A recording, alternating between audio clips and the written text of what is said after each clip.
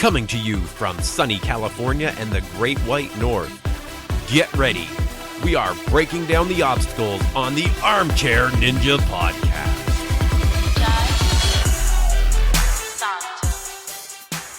Hello, everyone, and welcome back to the Armchair Ninja Podcast. It is Saturday, September 19th, 2020. My name is Rich, and joining me once again this week is Bijan. How you making out? I'm good, man. What up? Oh, it is good to be back in Ninja, and we are here to cover the second episode of ANW12, the weirdest season I think we'll ever see.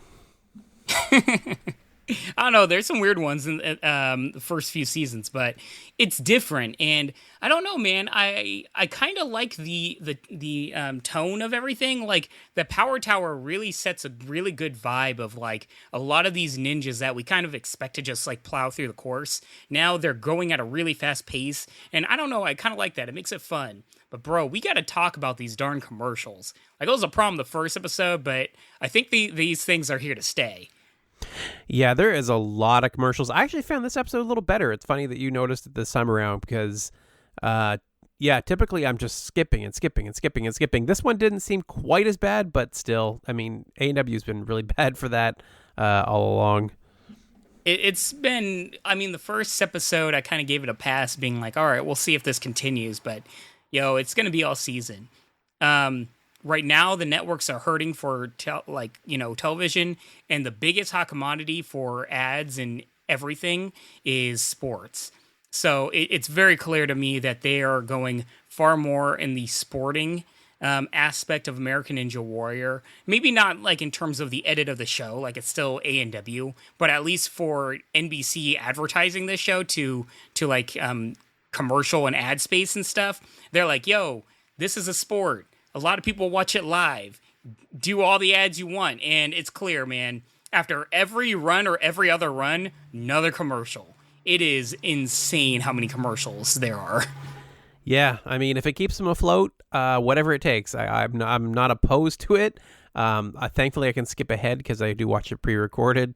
But if you're watching that live, man, that must get frustrating. That must just drive you crazy. Yeah, I watch it on Hulu or NBC app. I go back and forth trying to figure out which one has less ads. They're both the same in terms of just like, it's brutal. It is brutal. I watch one thing, I'm like, yay! Then I'm like, oh, another ad. So it looks like we called it pretty well with the obstacles swapping out, right? We got a couple that switched out. That was a good call. But I got a lot of pushback on my predictions about not running head-to-head and everything else. Apparently, I was totally wrong. Oh, so, like, is that confirmed? Like, is that a thing that's going to happen? Yeah, I wish I had... I don't know. I wasn't following the article very well. I'm trying to cram before this week before we recorded. Still not fully getting what's going on. It sounds like the finals are going to be 8 people running the Power Tower. I don't know what kind of format that's going to take, if it's elimination or what, but yeah, I guess it's Power Tower for the finale. We'll have to wait and see. I'll hold my judgment off the bat. Just hearing it, not a big fan because I want more tension and that drawn out a little bit more. But who knows? It might be a more involved Power Tower, similar to like Ultimate Beastmaster or something. We'll just have to wait and see. But if it's like the Power Tower that we're seeing in this episode, I mean, it's too brief for, everybody competing really hard all season, and then it comes down to like a little tiny Power Tower. But if it's something really big and grandiose, I'm all for it, but I'll hold my judgment. Yeah, we'll see how it all plays out. But that was interesting. And thank you to those that reached out to let me know. So what do you think of this episode overall? Good, bad, indifferent? It was good. I mean, it was fine. I had no problems with it. I thought the level of I guess the runs actually was better than the previous episode. But the storylines, I don't know. I felt like the first episode was more compelling with the storylines. So I mean, give and take depends on what you're looking for, really. But I thought it was entertaining. There were some cringe moments, and I'm sure you know what I'm talking about. But overall, it was really enjoyable in my opinion. And that Power Tower was awesome. And I love the fact that the Power Tower really brought on an element of, once again, these top ninjas like Daniel Gill, in the Swan and all this stuff, like they are just flying through this course. And something where I typically would be like, all right, here we go, Ethan Swan going through it just normal. He's blazing through this course for that goal, and that made it more entertaining for me. Yeah, one thing we didn't cover last week was actually we couldn't because there was no power tower last week, but we learned that the power tower this season has a weird kind of gimmick to it. In the qualifiers, I guess we're at right now, if one of the members of the team wins the power tower, it brings forward their two teammates, which I don't know how I feel about that, but I think I'm okay with it. It's kind of interesting, at least. I'm cool with it because it's not like the two teammates like take the spots of somebody else, like whoever is qualified is already qualified, and that they're just added to the total. So I'm perfectly fine with it, and I like that there is a team dynamic because we were already questioning like what's the point of the teams other than a ninja kind of bringing on their two quote unquote friends, being like, hey, these are my buddies, they're running. Now there's at least this thing where it's like, hey, I have a chance to save my friends and give them another shot. That's really cool. That said, is that all there is? Like, does the power tower give them any other things? Like, does the runner that win it, get anything like a speed pass or anything like that? Nope. That's the benefit from my understanding. That kind of sucks. I still credit to everybody that flew through it, you're it's weird because now it's kind of going to be like, well, you're a jerk if you just like go for the money rather than the power tower and save your friends, right? We saw that this episode, to be honest. Yeah. I don't judge anybody for going for the mega wall. I find that more entertaining, but not at all. I could see if I'm on a team and I'm already out, my friend's like going up the mega wall, just like, whatever. Like, I'd be like, yo, what the heck, buddy? Yeah. Like, yeah, that's fine. I didn't want to go on anyway. It's good. Yeah. I don't know. I see both sides. It's whatever. Yeah. I actually don't hold it against Daniel. We can jump around a bit. We're not going through in order anymore, so we can jump around a bit. Daniel going up, choosing to go for the mega wall. I'm totally cool with that.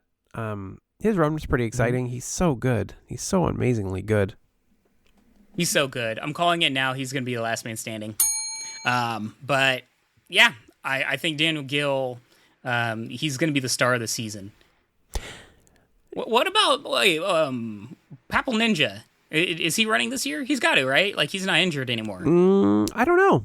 Is he? I would assume he's probably good to run. Ooh, man. Maybe, well, I already called it, but man, he is good. He is so good. So, yeah, it's going to be interesting. But, that's the cool thing. This season, there's going to be a winner, y'all. It's not like, will they, won't they? It's like, no, there is a definitive winner this season. So that's really entertaining in itself. All right, so we jumped ahead to Daniel's run a little bit, but let's talk about some of the shocking falls because, man, they got me like 3 times this episode. Who was your biggest one? Like number one, all right off the bat. Caleb Bergstrom was the one that totally made me jump like crazy. I couldn't believe it. They got me because it was at the perfect time of the episode for him to go get the fastest time, and I'm like, oh yeah, this guy's totally crushing it. They played him up. Yeah, totally didn't see it coming. Yeah, like JJ Woods was another shocking fall, but Bergstrom was the big one, only because of the method that he fell. It was almost a transition, like you just assumed he was going to get through those monkey bars, and out of nowhere, just a freak accident happens and he's in the water. And it's almost like, what happened? Like, I had to, like, put it on, like, I was really happy they did the slow-mo and explained what happened, but, you got to feel for the guy. That really sucks. That kid is just brimming with potential. Oh, yeah. He's so young. He's going to be fine, but, yeah, that I feel for him. That must have been very disappointing. Yeah, the other one that got me, so JJ, like you said, shocking, but not in a way. Like, I didn't find his quite as shocking. He's a little beefier this time around. I was like, you can see him carrying it. You're like, ooh, I think he may struggle a little bit. And, like, not in a bad way. Like, he was thick. I guess he's powerlifting now. Yeah. So, good for him if he's expanding out what he's doing and he's enjoying it. That's great. But it was like, ooh, he's not quite as built for ninja right now as he normally would be. Yeah, I mean, we're in a pandemic, man. You gotta, Well, that's what I you thought. gotta It was find at first. whatever you can do, at home. So I thought it was COVID calories too. Yeah, I totally did. But no. I mean, hate to see him go down. Him and Taylor Amon. Taylor, I thought was going to go deep. I thought this was her year. Yeah. I mean, she did great last year, but I just expect really big things from her from what we've seen in Team Ninja Warrior, College Edition, and stuff. Like, she's just so good. Really shocked to see her go down early this year. Yeah, that's a good pull. I forgot about that. Amon, I mean, she's so good. That was really surprising. We should talk. Since you mentioned JJ, they did this segment. It's funny you said about the not having great segments. One thing that was, I was really surprised and really happy that they actually featured. I was surprised just to see the little tattoos and shirts that they had last episode, but to give a full on feature for the Ninjas for Black Lives, I think they called it. Yeah. That was great. I was really they're such a conservative fan base that I thought they may not mention it, that they might try to set it aside. Yeah, I mean, props to them for actually, promoting that, because it's very important. It's definitely a topic that's been, I mean, needless to say, it's been brimming for a very long time in America. Yeah. It's been an issue. I'll just leave it at that. But I mean, it's very important to state that, and it's one of those things where for so long, many companies and brands and everything have just been like, oh yeah, we stand against racism, like if that's a big shocking statement to say. But this year it was even more important for a lot of brands to be all in, so to speak, and just go no, Black Lives Matter, and all this stuff. And it's really heartening to see that they go all in, even if, as you said, there is a conservative fan base. But I mean, I don't know. I once again, I have conservative friends.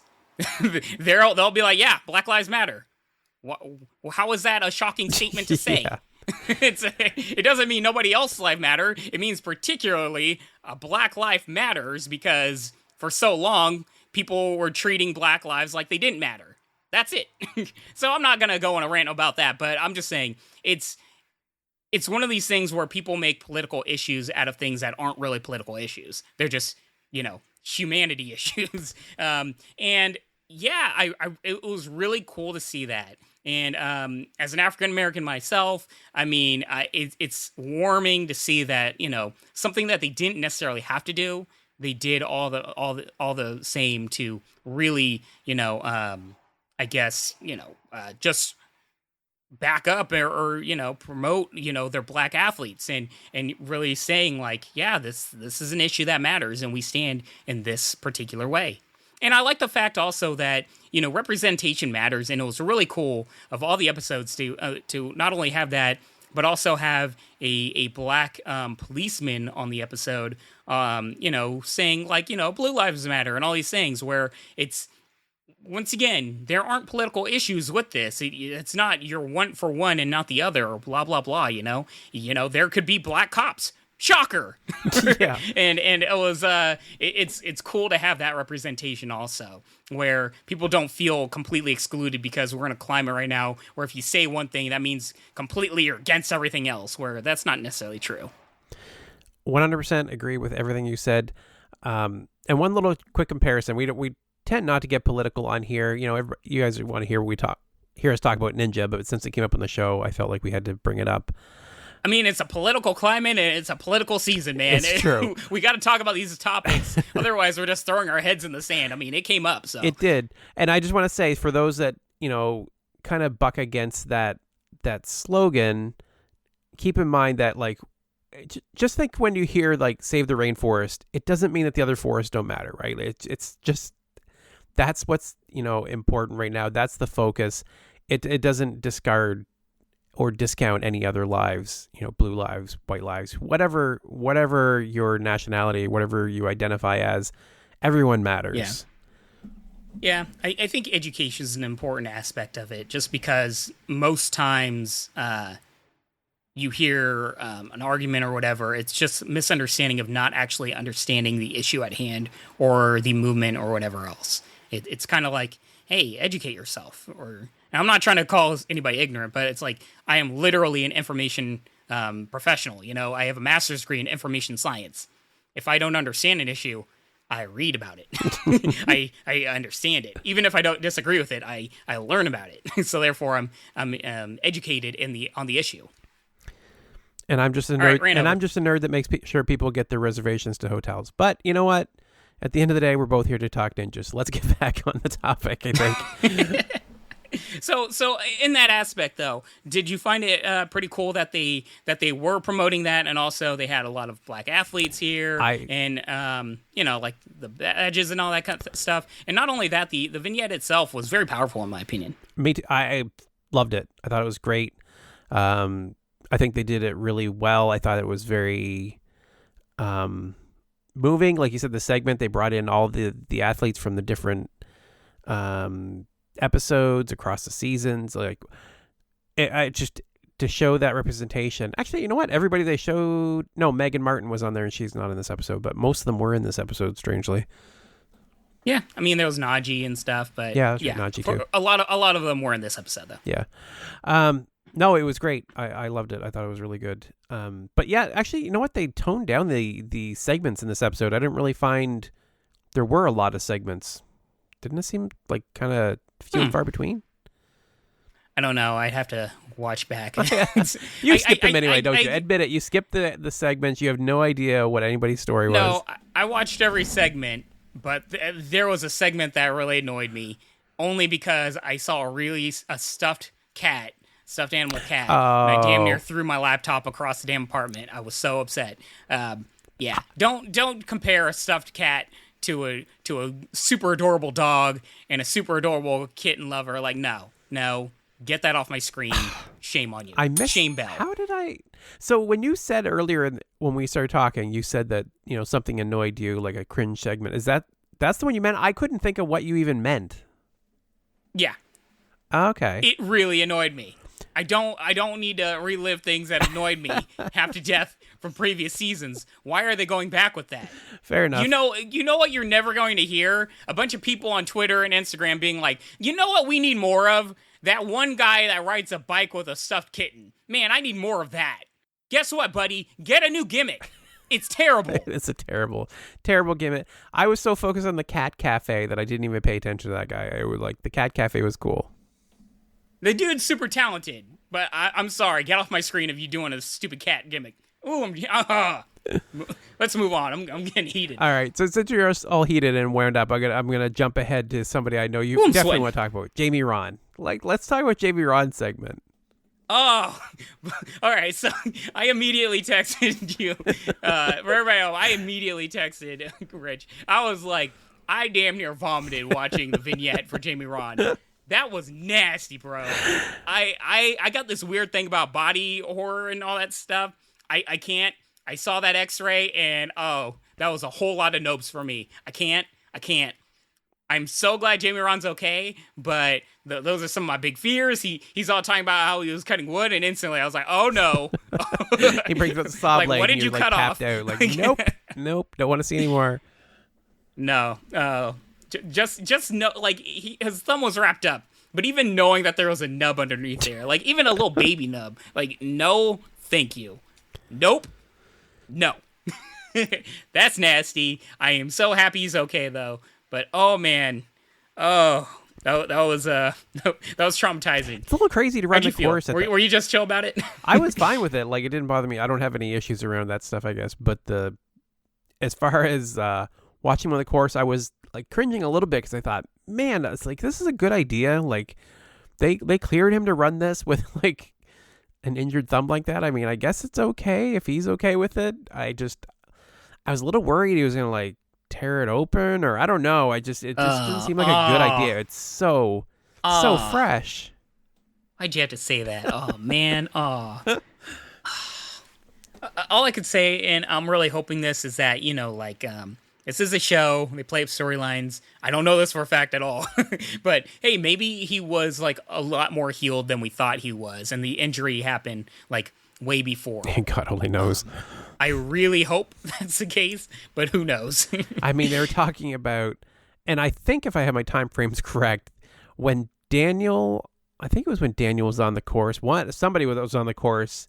Oh, I think it was Abel when he was running. They were saying about like, it's been a rough year. They just recently had a hurricane pass through, and I'm thinking, probably not when they recorded. I don't think that's the one they were like, I don't think there was one back in the spring or like early summer, whenever they recorded.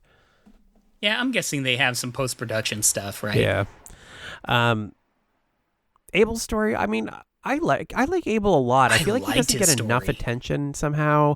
I mean, they give him stories fairly often, I guess. I don't know. I feel like he's not, I guess they give him enough credit, but maybe we don't. Yeah, I mean, I think that might be the case. I mean, he's got a terrible catchphrase. I'm always going to say that. But we are all Abel. But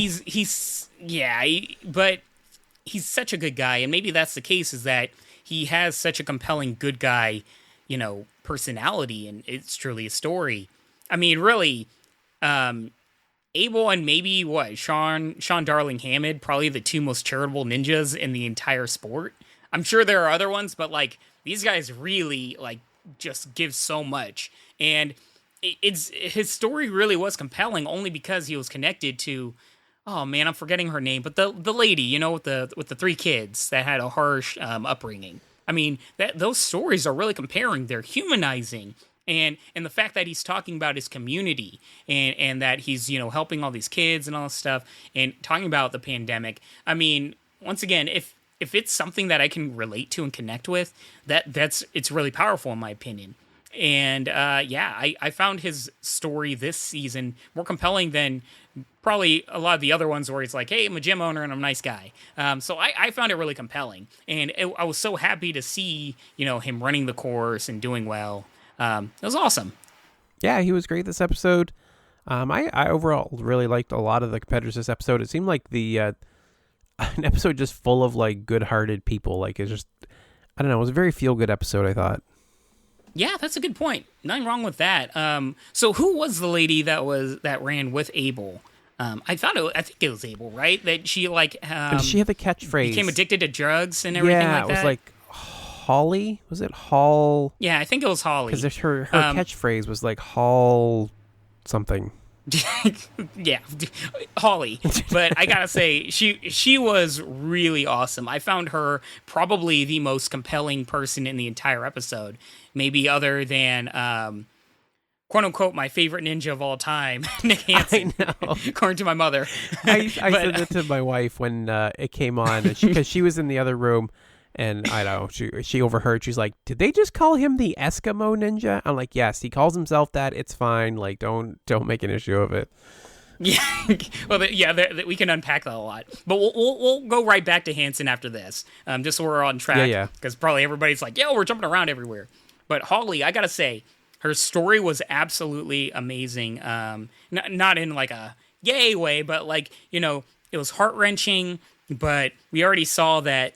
She came out from the other side, stronger with a family, surrounded by loved ones, doing something that she loves. And it's really nice to see such a good story like that on a season where we do get so many faces that we're familiar with. It's really nice seeing when they're introducing new personalities and people this season. It seems like they really have a lot of story and hopefully a lot of promise. I mean, that lady she is fit, dude. So yeah. I think we might see her for a while. I really found her story compelling, and I was rooting for her all the way. Yeah, I was too. I really liked her. I thought she had good screen presence too. I didn't see the story coming, like at first when she started talking, and like kind of, I don't know. It kind of took me by surprise when she started talking about the rough, her teenage years and everything that she went through and how she came out the other side, and then watching her like practicing the footage of her at the gym Axios or whatever it is. It was all good. I thought she was great. We very well could see her for a few more years. Yeah, just really depends on her sophomore year. Like her, I think for competitors like her her second year is going to really determine her trajectory in Ninja Warrior. That's a really good... And I hate saying that kind of stuff, but it's one of those things where they kind of give you, like, you get 2 shots and then, you're going to have something new. Yeah, you're either going to have to do extremely well in the course, or you're going to have to have a new story by the 3rd year for sure. Yeah, that's a really good way of painting it. That said, I mean, that could be said for most competitors. Oh, that's right across the board. Yeah, for sure. Yeah. Unless you break through to the point that you're like superstar right from the start, like you have a season like Najee coming out of the gate or Daniel Gill, like you're locked in, you're good, you're golden from now until people forget about you 6 years later, maybe. But it's gonna be hard to shake loose. Yeah, saying it now, we need that wrestler ninja. I forget his name, but he was like a luchador. Right. That dude with his manager was awesome from last season. I don't know if we'll get him, but I really hope we see him. But let's go into Nick Hansen, man, my favorite Ninja Warrior of all time. That's right. I mean, dude had a really good episode. It was awesome actually seeing him. So first of all, his story. I mean, this guy might be one of the most entertaining ninjas when it comes to producing a new compelling story every single year for the audience. I mean, think about it. Like, he's always got something, and it's not like, hey, I'm a dude that surfs, or I'm a dude that does a bunch of flips, or I'm a Ninja Warrior gym owner. Like, he's always got some crazy stories. So I found this one really compelling, obviously, because, a lot of tragedy happened. Not in terms of, like, loss of life or anything, but I mean, his entire gym got destroyed, but it was something... I found it really compelling, the fact that he was in good spirits and it literally, like, worked out on his gym while the waves are, like, just destroying it, That made me laugh out loud. Like, as devastated as I was watching, I was totally sucked in. Like you said, it was such a great segment. I'm watching, and I'm just like, oh, man, I know... I was waiting to see his gym again, because I always find it amazing that he put that together, because I know the materials and stuff. They talked about like how difficult it is to put together something like that where he lives, and to have it all washed away. I was devastated, and then to watch him go like, hey, this is the first time I have water underneath my obstacles, and then he starts doing them with this storm raging. I thought that's just amazing. That speaks a lot to his character and his spirit. Like I really thought that was interesting, and then to see his community come together to help rebuild it, all good. Like everything Ninja is about, all in one segment. Yeah, it was really beautiful, and thank you for highlighting the fact that they also spoke about the community, because it is something where American Ninja Warrior in many ways isn't about just the competitor, but they're also representing their community and the people that are around them, and just seeing all this love being shown to him. I mean, he lives, correct me if I'm wrong, but he lives in a pretty small community, and the fact that they all come out, we literally see them rebuild, like what was destroyed can be rebuilt, and just everything. It was never, and I think maybe this is another fact is, let's be real, as American Ninja Warrior, they can milk a sad story for all, like they love doing that, but they really didn't make this a sad story, even though they could have. They really made it uplifting, like, hey, this was destroyed, but it's all good. We can make it better. And even when the waves were destroying it, he's like, oh, it was a nice surf out today, Like, it was never something where it's sad and him looking out at the sunset crying or anything like that. So I really found that cool and very powerful, kind of important for little kids to watch also, I mean, let's be real. If I was Nick Hansen when all that happened, I'm crying, I'm going at home, I'm sheltering in for a few months. Nope. Do you want me to ruin Nick Hansen's whole segment for you? Do you want me to like just put a damper on the whole thing? Oh no. What? He didn't qualify to move on. Really? Really. He was not in the top 12 times. He doesn't move on. Dang, man. I mean, you weren't wrong. Huh? Oh my God. I cannot believe this is going to be a trivia question years later. But wait, like, right, for years it's going to be like, who is the one competitor that ever completed a mega wall and did not progress? Yeah, that doesn't make sense to me. Like, I understand it's about timing, but I don't know. In my opinion, you hit the buzzer, in particular the mega wall buzzer, you're in, man. This is the first season that hitting. Well, no, it's not the first season, because early seasons they did. But yeah, that's the difference. This season doesn't. It's not that it doesn't matter if you hit the buzzer, but the top 12 times are key. And hitting the buzzer doesn't guarantee you move on. even the mega wall buzzer, like that should be an exception to me. If you hit the mega wall buzzer, you should be locked in. Yeah, because the mega wall, I mean, he's the first one. I mean, correct me if I'm wrong, he's the first person ever to hit the mega wall buzzer, first of all. What? Yes and no. Who was the one that did it? So here's the thing. Because I'm trying to remember. I think he was the one on the show that hit the first mega wall buzzer. Is that it? No, it's the opposite. So in reality, because you were at the first taping, you were there. Yeah. You went right after him, actually, didn't you? Wasn't it right before or right after? It's all blur. I'm pretty sure. it was one of them. He was either right before me or after me. Yeah, I thought you said you went right after me. You're like, well, that's going to be a little tough to follow because he hit the mega wall buzzer. Sounds about right. And I think he was the first one to ever do it, but they didn't air your episode first.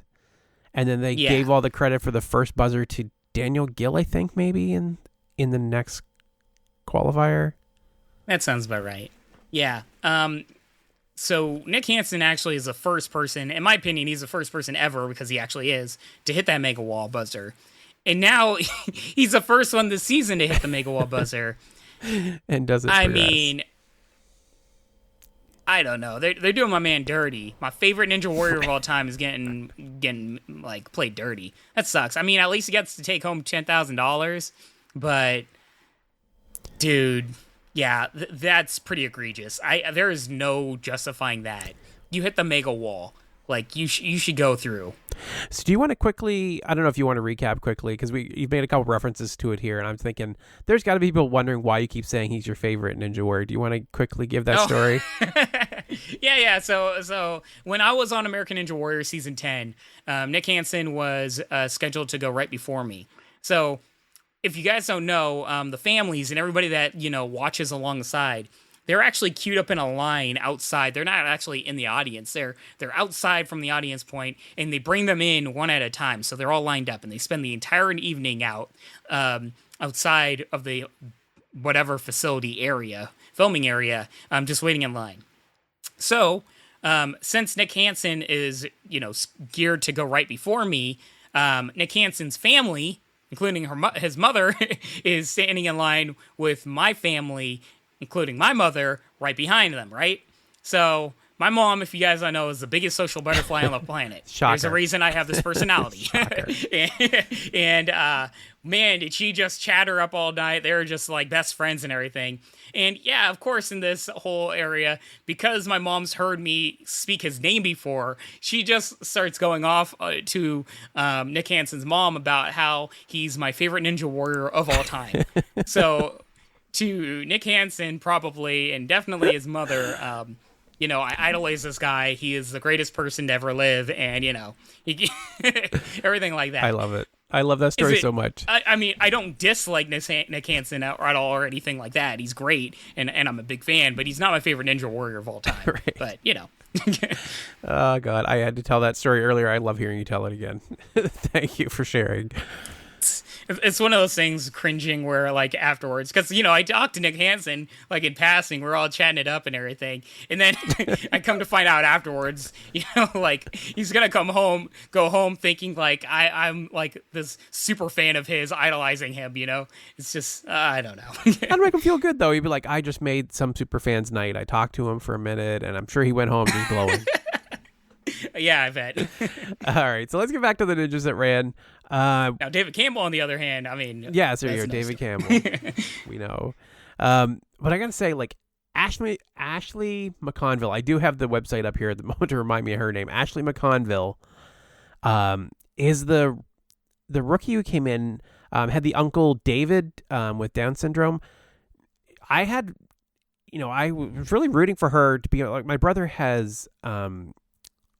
mental challenges as well. He has acrocolossal syndrome, if you want to look it up. And I don't know, I got sucked right in because of that. Like, I just, sometimes you just have those stories where it just draws you in.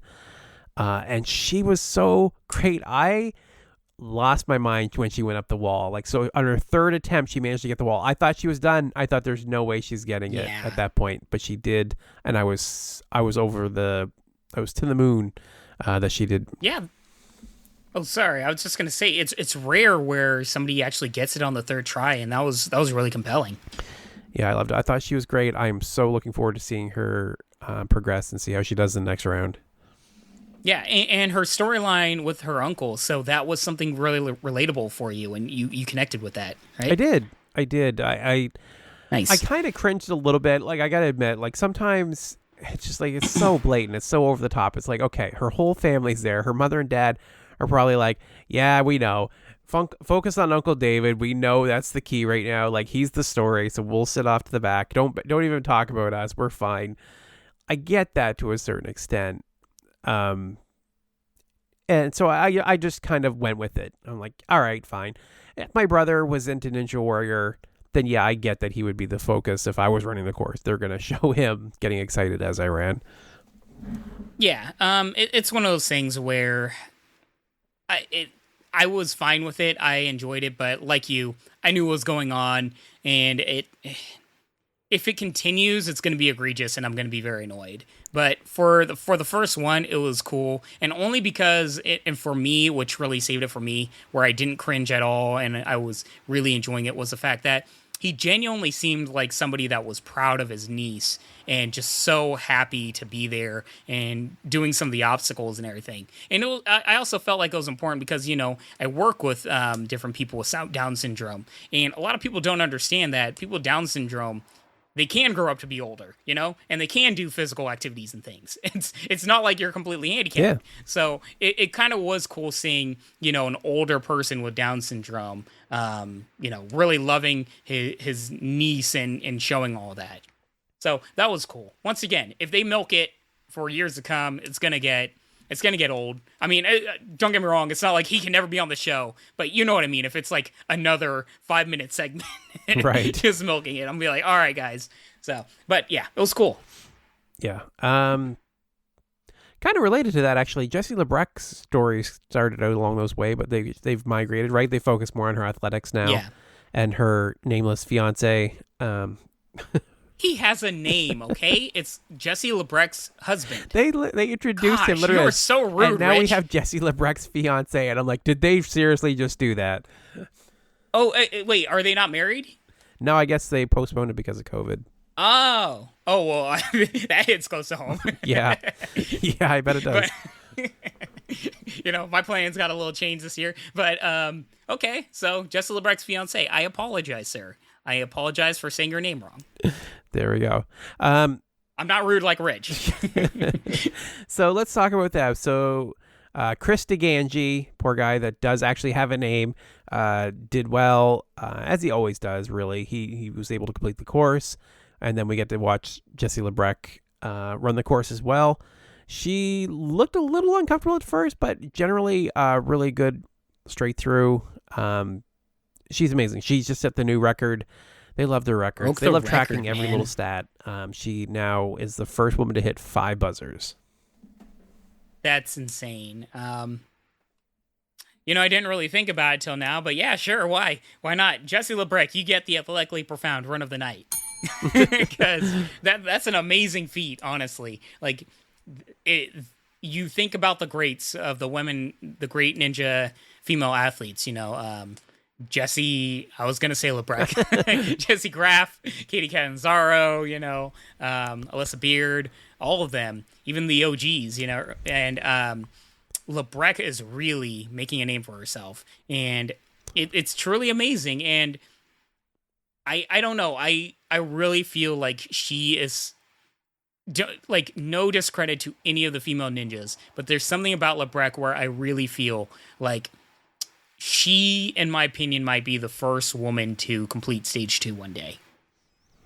And once again, I really hope I'm wrong. I really hope somebody else, like any of the women do it, because there's so many amazing female athletes that can do it. But I don't know, something about Lebrec where I feel like she has the speed, strength, stamina, everything. Like, she has it all to get there.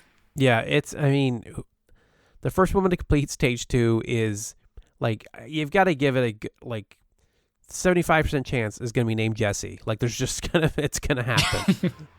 Well, technically, Jessie Graff already did it in Sasuke, but I mean, American Ninja Warrior, I'm talking about. She also did. Yeah. Didn't she also do it on USA versus the World? You know what? I think you're right. Yeah. Yeah. I don't know. I'd have to look that up. Or the skills competition. One of the things, anyway. I think it was a skills competition, actually. I could be wrong. God only knows. Someone will correct us. But yeah, she has completed it. Guys, we are not pausing it and looking things up anymore, okay? We're not going to spend 2 hours doing this podcast, or it's doing 6 hours of editing. You get what you get. It's true. All right, so let's move on to Ethan Swanson. Dude, Ethan, man, he is so good. I mean, when you watch this guy run, I know. Like I was sitting there in awe, just like my mouth gaped open. Like, can a human being really move that fast and go through these obstacles that quickly? That is insane, dude. It was such a jarring difference from everybody that came before, right? As soon as he stepped on the course, it's like, it doesn't even look like the same course anymore. Like, he just makes it look so easy, so effortless. Like, he's just so focused in on the time that that the actual obstacles don't seem like obstacles. Yeah, it was truly amazing. I mean, it's hard to speak about his run just because it's kind of like the Daniel Gill syndrome, where it's like, oh, it's over. Yep. Blink and it's done. Know. What can I say about it? It was perfect, but it was so awesome. And the backflip thing was interesting. I mean, a backflip every single day of the year, that's impressive. I don't know about doing that at the top of the warped wall. I mean, you kind of do that wrong and you land the wrong way. Usually if somebody messes up a backflip, they are landing and then flying forward, right? Like just kind of lunging forward. You do that on the warped wall, you're in for a bad time. So, but I'm sure they trusted him enough. I mean, let's be real. He's done far more dangerous things in his life. It's Ethan Swanson. That's like the least dangerous thing he did this week. Probably, yeah. Guy is crazy. And hey, props, he didn't do the stupid swan thingy. There are other people doing it, but you know. Oh, that's right. He didn't at the top of the away. wall, did he? Like he did the backflip instead. Yeah. I like the swan thing. I'm happy with that, dude. I like more backflips, less swans. But I like that they changed up his segment. The backflip thing, it's perfect. It's just catchy enough, and it's just interesting enough to mix things up. We know he's a daredevil. We know he does these crazy stunts. We don't have to see that every year. They only briefly showed it as they were talking about all the other stuff he did. So I like it. I like a little bit of change in there. Yeah, totally. So Power Tower, or is there anybody else? We could talk about Jake Murray's run, I guess. Oh, yeah, that would help. The other guy on the Power Tower. Yeah. Yeah, Jake Murray. Yeah, Well, you go ahead. I was just going to say, so Jake's run was pretty much along the same lines as Ethan's, where it's like, he just makes it look easy. He's running through, and he doesn't look like he's slowing down. One smooth motion through the lunatic ledges definitely probably saved him a lot of time there. Yeah. He went really fast in that monkey bar thing. Yeah. I always forget the obstacle name, but he was basically like just sitting there waiting for the bar to come. Was it him? I think it was Daniel Gill. One of them got to the end of the bars, and it's like the ring had barely moved. It's like, how fast did he get through those bars? It's impressive, man. Not only that, what did you think about his vignette? Oh, the vignette was okay. I thought it was kind of interesting. I don't think he's super close to one of those ninjas, but it seems like he's friends with one of the other guy. Oh, yeah. I forgot about the friends. That was so random. Some dude in a suit. I'm like, what is this? Hey, props to whoever that was, because he completed the course in a suit. That is not easy to do, that's man. Not. Sorry, that wasn't one of his friends. So he had the hockey player. That's somebody else. Okay. Yeah, and he had the guy with the meat, which made me very hungry, actually. Oh, okay, yeah. That's fine. I don't really care for, hey, my gimmick is that I cut meat and now I have my friends eating meat off on the side. It's whatever. But that's fine. I don't have a certain opinion of it because they didn't spend 5 minutes showing him like a stupid person on a bike with a stuffed animal cat. Just saying. Right. Just saying. But yeah, it was fine. Who was the guy? Because I remember just randomly some dude in a suit is just showing up, and I'm like, what is this? Oh. Who was that guy with? Who was he with? Maybe, was it Abel? No, Abel had the two girls, I think. Well, whatever that was, I mean, interesting. I'm glad they didn't spend 5 minutes talking about a guy in a suit. Yeah. That makes sense. Yeah, Jamie. Yeah, Ron. because I was thinking But, that they went with the costume competitor angle. That's why I remember that. Oh God, does that mean since I'm a librarian, like they'd have to put me in some stupid like I don't know, like Harry Potter or like ridiculous like librarian costume or something? Nah, they'd sandwich you in with like Alyssa Beard and say you're a teacher. Oh yeah, that makes sense too. I mean, It only has to be Words relatively alive, close. It doesn't really teacher, have to matter. It doesn't matter all that much, really. Yeah, you'd probably do something dumb like me shushing people or something. Yeah. Lifting books, I'm sure.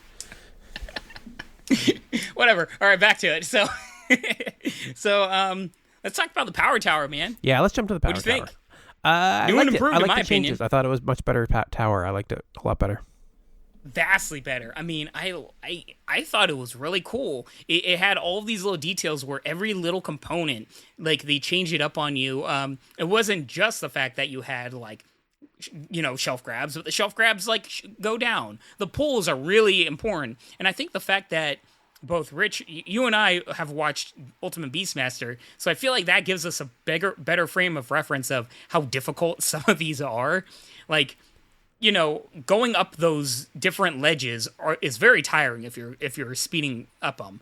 But not only that, those poles. Remember on Ultimate Beastmaster, everybody's like failing at trying to climb up these darn poles from one to the other. Like, it's probably a lot more difficult than these ninjas are making it out to be on the show. So, I really like the fact that these power towers are probably way harder this season, and they're really working for it to get there. I liked it.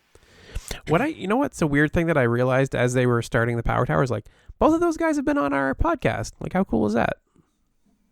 Yeah, I mean, shout out, Armchair Ninja Podcast, #1 Ninja Warrior podcast there is, other than the official one, because we're not going anywhere close to those views. They didn't actually. I think they stopped. Last I looked. Oh, did they? Yeah, I've been looking, and I don't know if Taryn and Lita are going this year or not. I looked the other day. I'll check again. Maybe they are, but hey, look at that Armchair Ninja Podcast, the last one standing, first one there, and the last one standing. Seemed like maybe.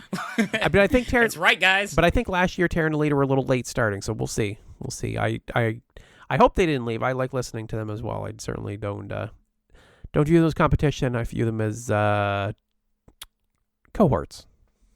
Yeah, I mean, it's kind of like Ninja Warrior. I don't really perceive any of them as like, oh, those darn people, I hate them. I mean, obviously, we do the what do you call it? Stage 5 Ninja Awards, which Stage 5 Ninja Awards. I totally knew the name of it. yeah, totally. Sure. So yeah, no hate anywhere. I love everyone. Shout out Universal Tuber and everybody else. But yeah, where are we going with this? Stage 5 actually. Since we brought it up, I don't imagine we're going to do it this year. I can't see it happening. That requires, especially I'm trying not to whine about how much work this episode, but the Stage 5 Ninja Awards require quite a bit more, and I don't imagine we'll do it. Unless speak for yourself. It's all going to be me. I'm going to give out all the awards, and it's going to be based solely on my opinion. There we go. People are going to love it. Everybody's just going to be like, this is the greatest thing ever. I live for Bijan's opinions and solely his opinions. I'm sure it's going to be the best episode ever. That'd be the only way we could do it, sadly. Like, it's if I took all the science and crazy analysis that goes into that thing and just gave our opinions and we just picked them. It'd be the only way that we could do it quickly. David Campbell wins this season. Yeah. Best ninja of the entire season. I don't even care if he's not even on it. But and the guy with the cat in his bike is though, like the rookie of the year or the like outstanding. We find something for him. Yeah. But ultimately, this was a good episode. I really thought the Power Tower made a world of difference in just the pacing of this episode and also the pacing of the runs. I found it really enjoyable. Yeah, it's gonna be interesting to see how it all plays. I guess they're just ignoring the fact that the Power Tower did run in episode 1. We didn't really talk about it. For those that are wondering, Jody Avila, I believe, won the first time around. They just didn't show it for reasons we won't get into. But yeah, so Jake Murray. I actually didn't. I'm impressed that Jake won. I thought Ethan was going to take that for sure. Oh, yeah, good point. I mean, they're both so fast, but yeah, I kind of felt Ethan would also. Solely only because Ethan does seem, like his kind of thing is just being so darn fast. But, I mean, never discount my man. He's just so good. Yeah, I guess if it was like a flat out more straight where you could run, I would have pegged Jake to win it. Like more of a, I don't know, more of a foot race. Whereas this was more, I thought just Ethan's like with the heights and everything. Maybe I just played into the story, right? Where they talk about like Jake's not as keen on going up that high as Ethan is. Well, yeah. But, I mean, it seemed like technique made the world of difference because Jake was able to figure out grabbing both poles. Yeah, all I could think... Did I get that right? Yeah. Yeah, he did. And all I can remember is, like, talking to him, and we mentioned about him being his background in parkour, and he's like... Parkour? He's like, nope. What makes you think I did parkour? So we didn't realize he was a climber. It was like... Yeah, great super fans. Good job, guys. Sometimes we do our homework. Not always. Yeah. All right. So second episode is under our belt. We got 2 more qualifiers. 50 minutes, man. Well, I mean, who knows? Maybe it'll be shorter, but man, yeah. We're all like, all these episodes are going to be 30 minutes. Nope. Well, I mean, if I don't have to edit it, I mean, it can be as long as we can just talk. Talking is the easy part. I mean, I could talk all day, buddy. I know. How you doing? I'm doing good. How's life been? Life's been busy. Like, super busy. Yeah? But good busy, I guess. That's good. How's the family? Family's doing good. Baby, my grandson just turned 1 year old. That's how time flies. Oh, congratulations, man. Yeah. That is crazy. I felt like it was just last week we were talking about how you're going to have a grandbaby on the way. Yep. Time flies. How about you? You got anything important coming up? Anything interesting? Nothing. Just like literally a week from now, me getting married. You know, small stuff like that. Congratulations. Yeah, I know. It's been literally, I think, 8 months of us postponing our wedding ceremony, figuring out new ways of doing it, and then ultimately at the last minute being like, screw it! We're not having a ceremony or anything. We're just going to the courthouse, and we're going on a road trip and doing our own thing. We'll do the ceremony another year. And that's what we're doing. Because ultimately, I mean, who cares? As long as we're married, that's all that matters. That's so sweet. And you're going to have a nice, relaxing honeymoon. Oh, yeah. I'm looking so forward to it. For y'all that don't know, I mean, my future wife, Sarah, she is probably the most fit person I've ever met in my life. She literally still has a record. Like, she set records for cardio and track at her high school, and they're still there today. She is very fit. She doesn't get tired. And I'm going to spend 9 days hiking in Zion National Park in Yosemite with her, and I am going to probably die from just exhaustion because she's gonna be like, hurry up, old man. Well, I say that everybody's gonna think like she's super young. She's not that much younger than me, but yeah, needless to say, I am nowhere near as fit as she is when it comes to hiking or any of that stuff. That is so funny. Well, best of luck to both of you. So glad I get to meet you both in person last year. So I feel like I know her so much better from having to get to, instead of just talking to her through the mic a couple of times. So yeah, everybody check out our Hot Ones mock video where we try some of the hottest hot sauces in the world. Rich had, fond memories there. Yes. I'm sure he was so happy that he traveled hours to come here and just get the spiciest foods put in his mouth. All right, so we should wrap it up. Speaking of, Bijan will be unavailable one of these weeks. I will have a guest co-host. Haven't quite figured out who will be joining me for that quite yet. Next week, yeah. But until then, thank you all so much for listening. If you'd like to reach out to me, you can reach me as rich@ninjapodcast.com. I am at Ninja Podcast on both Instagram and Twitter. And Bijan, how can they reach you? Yeah, hit me up at Twitter and Instagram at Bijan151. That is BIJAN 151. Check it out, I guess, next week. Not this week, but next week, because you'll probably see a lot of really cool things that I'm, hiking and, trying to survive and all that cool stuff. All right. Thank you all so much for listening, and have a wonderful week. Peace, love, and deuces, y'all. Stay good to one another.